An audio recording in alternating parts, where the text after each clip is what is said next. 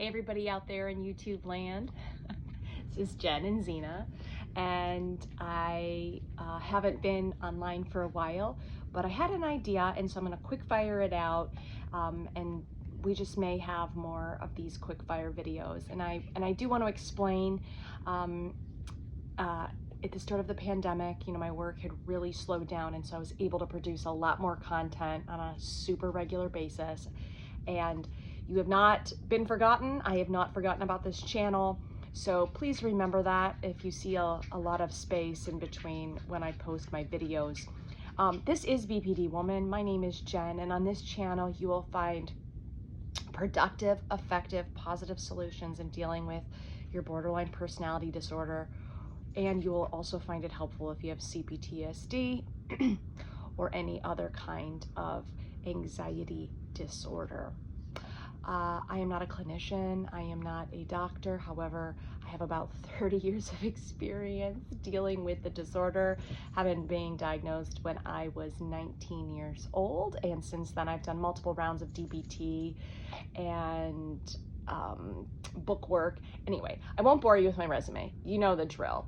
So today I want to talk to you a little bit about instincts. It's very hard to discern when, and by the way, sorry for my appearance. I know like I look like I just rolled out of bed, and that's because I did. Okay. This is not one of those makeup YouTube commercials, or there's no editing. I'm not doing editing. You get it. It's not like makeup and murder. Okay. Anyway, so basically, it's hard to discern when you have BPD between an instinct and an inkling and an emotional dysregulation, right? Because those of us with BPD have problems with impulse control. So we act quickly, we say things quickly, we do things quickly, and oftentimes those get us into trouble. And so there's a lot of other videos that I have out here about how to slow down your impulses by mindfulness, by taking a break. You know, something that works for me, honestly, when I'm beginning to feel overwhelmed and I think that I have a complete readout on a situation, like, oh, I know this is what's going on. I will sit back and I'll be like,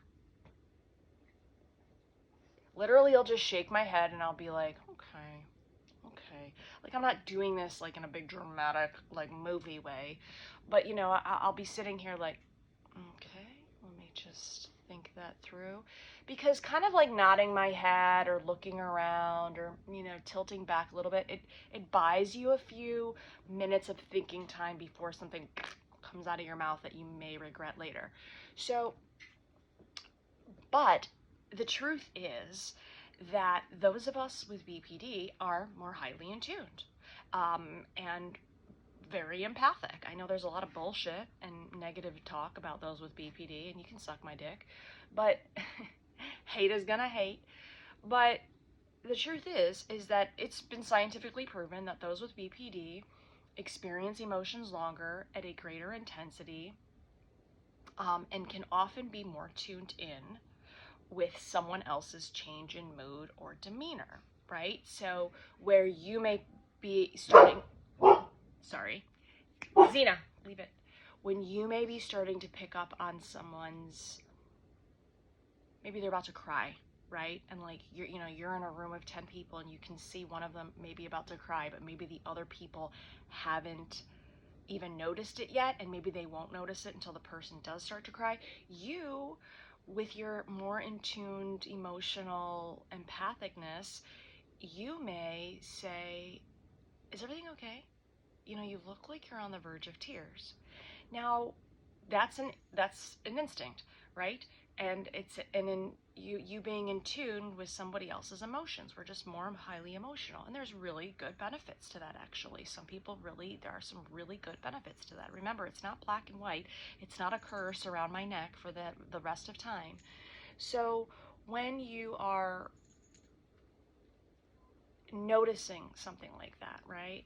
and you think you're like, that person is definitely about to cry, let me get them a Kleenex and put my arms around them and jump to all of the other steps that you would when you're about to comfort someone.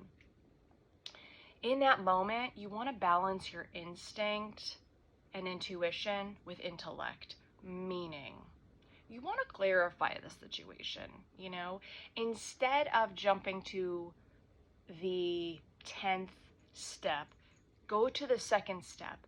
And a way that I do that is by interrogatory questions. So, hey, you know, you might walk up to that person at a party. Hey, are you okay? You look a little sad. Is everything all right? You look like you might cry. Do you want to talk? Right? I'm lowering my voice. It's a private moment. I just want to check in with them because they may be like, no, I'm fine. Everything's okay. And that might be actually true. Some people just have like a weird resting face, you know? So your instincts are generally correct, okay? You know, there's a saying that I like to use, which is your mind may play tricks, but your body never lies. Meaning, if you feel your jaw tensing up, if you feel your stomach starting to flip-flop, if your heart begins to race, you're probably in danger. There's probably something that's off, and you should tune into that. Your mind may be like, no, everything's okay. Give that guy another chance. Oh, just you can walk down this alley. That's fine. Oh, don't be this or that. You don't want to step into that. You know, it was very hard for me navigating my BPD, not not listening to my instincts, because oftentimes I would be told, no, you read that wrong. No, you read that wrong. No, you read that wrong. And I might have, right? And so there was a lot of learning time in between, to learning how to listen to my instinct and then knowing how to act on that instinct. And, you know, when it comes to things like your personal safety, like when I'm driving, I just basically, and this is kind of like part of my background about how I learned to drive and the people that I've been exposed to in my life. When I'm out there driving, I drive like everyone's out there trying to kill me. So that means I'm super vigilant. I leave more space in between me and the next car in case I have to bail out. I'm constantly looking for people that aren't paying attention on the road or distracted. That's my natural instinct, and that keeps me safe. But, you know, I've been wrong, and so what I'm trying to say is that when I've been wrong, like interpreting other events. Like, I may sense something's wrong in a room, but if you have BPD, your inclination is to think there's something wrong in the room, has to do with me.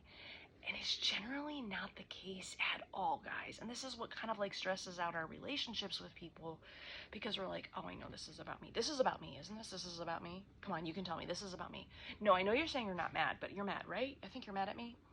Instead, all you're going to do is say, is everything okay? You look like you're about to cry.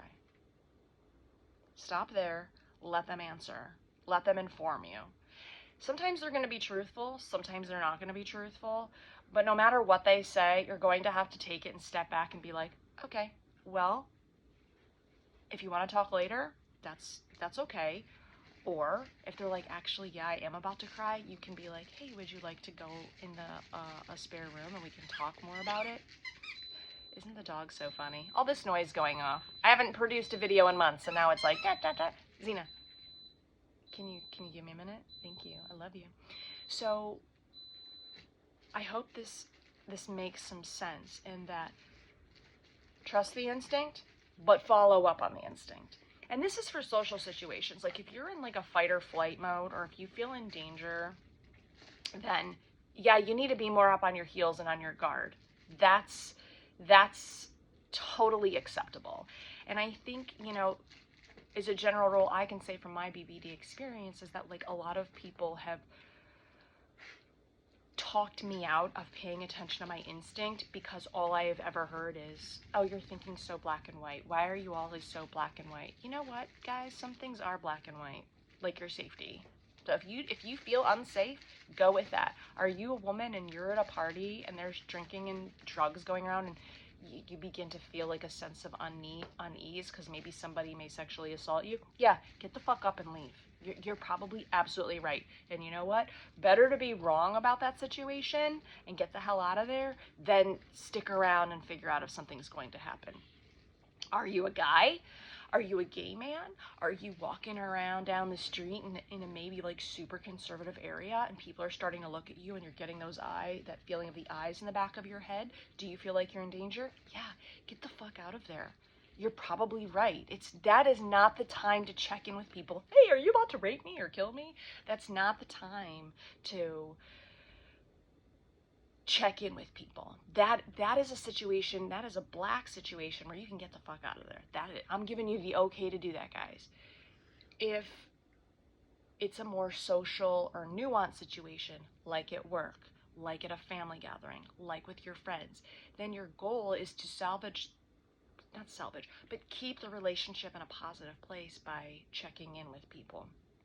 So again, the whole basis of this is balancing your instinct with your intellect, which again is the emotional mind and the wise mind. So your instincts are probably correct, but in nuanced social situations where your safety is not an immediate danger and there's not an immediate physical or emotional or spiritual threat to you, you're going to check in.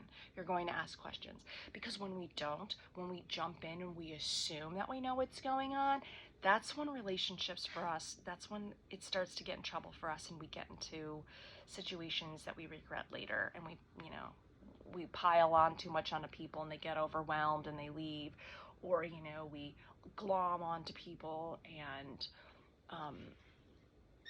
we make them our favorite person and it becomes too emotionally overwhelming. So anyway, it's nice to see you. Leave me some comments, ask me some questions. I am, tooling around with some ideas here for the future, like one-on-one sessions. I know everybody does a one-on-one session, but if it's helpful and if you think that might be something that would be beneficial to the channel or to you individually, drop me a line in the comments below, or you can email me at womanbpd@gmail.com. That is WOMANBPD@gmail.com. And until I see you next time, in everything you do, please be effective. Bye.